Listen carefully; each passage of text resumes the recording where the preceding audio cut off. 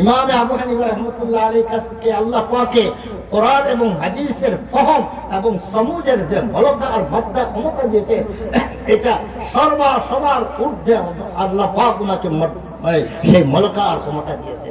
এই জন্য ওনার লকব দেওয়া হয়েছে ইমামে আজম। আমরা লকব দেই নাই, আমরা বাংলাদেশিরা লকব দেই নাই, আমরা ভারতবাসীরা লকব দেই নাই।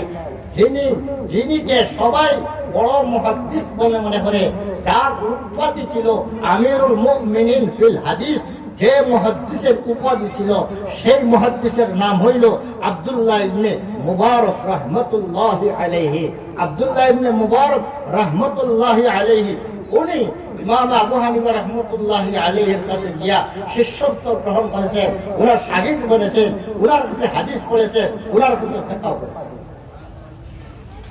আব্দুল্লাহ ইবনে মুবারক রাহমাতুল্লাহ আলাইহি, যিনি উপাধি ছিল আমিরুল মুমিনিন ফিল হাদিস, যার আমিরুল মুমিনিন ফিল হাদিস যার লকব ছিল, সেই আমিরুল মুমিনিন ফিল হাদিস ইমাম আবু হানিফার শাগির্দ হওয়ার পর উনি ইমাম আবু হানিফাকে লকব দিয়েছিলেন আমিরুল মুমিনিন ইমাম আযম।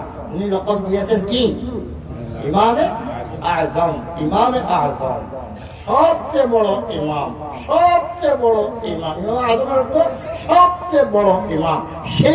সেই সময়ে অনেক ইমামগণ ছিলেন যারা হাদিসের পণ্ডিত ছিলেন, ফিকহের পণ্ডিত ছিলেন, আরো অনেক ছিলেন। সবার ঊর্ধ্বে যিনি পণ্ডিত হইলেন তার নাম হইল ইমামে আযম, ইমামে আবু হানিফা রাহমাতুল্লাহি আলাইহি। বলেন তো ইমামে আযমকে থাকা সত্ত্বে আর কারো ফলো করা যায় কি? এই জন্য হযরত আব্দুল্লাহ ইবনে মুবারক রাহমাতুল্লাহ আলাইহি ইমাম আবু হানিফা রাহমাতুল্লাহ আলাইহি শানের মধ্যে একটা কসিদা রচনা করেছিলেন। লাকাদ জানাল বিলাদ ওয়া মান আলাইহা, লাকাদ জানাল বিলাদ ওয়া মান আলাইহা, ইমামুল মুসলিমিন আবু হানিফা বিআহকামিন ওয়া আসারিন بأحكام وآثار وفقه كآيات الزبور في الصحيفة فما في المشرقين له نذير ولا في المغربين ولا بكوفة। দুনিয়ার পূর্ব এবং পশ্চিমে আবু হানিফার মতো মিছিল এবং তার দৃষ্টান্ত নাও। কে বলেছে? আব্দুল্লাহ ইবনে মুবারক। আব্দুল্লাহ ইবনে মুবারক সাধারণ বলেন নাই।